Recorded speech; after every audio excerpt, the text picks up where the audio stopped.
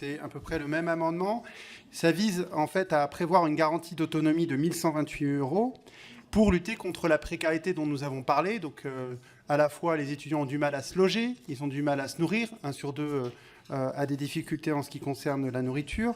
Et donc il faut résoudre ce problème non pas à petits pas, mais par une solution systémique, et c'est ce que nous proposons avec la garantie d'autonomie. Je voudrais répondre à 2 arguments qui nous sont souvent opposés. Le caractère universel.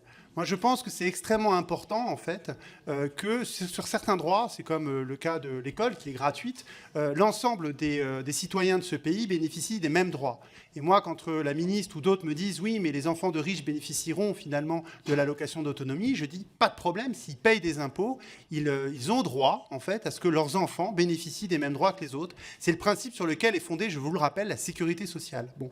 Donc je pense que ça, c'est extrêmement important. D'autre part, sur le caractère universel, je rappelle que d'autres pays vont vers cette solution. La Suède accorde des bourses, alors pas à tous les étudiants, mais à 88% des étudiants. Le Danemark le fait pour 92,2% d'entre eux.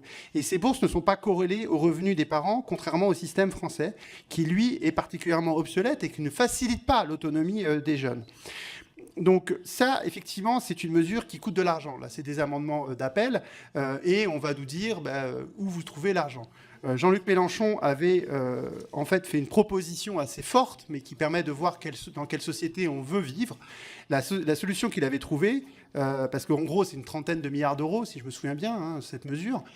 Globalement, il suffit de prendre tous les héritages, de prendre tout au-dessus de 12 millions d'euros. Et quand un enfant commence dans la vie avec 12 millions d'euros, on peut penser que c'est suffisant et que c'est légitime, comme mesure de redistribution, que cet argent, en fait, qui serait repris au moment des héritages sur les plus hauts patrimoines, finance la formation de tous les jeunes de ce pays.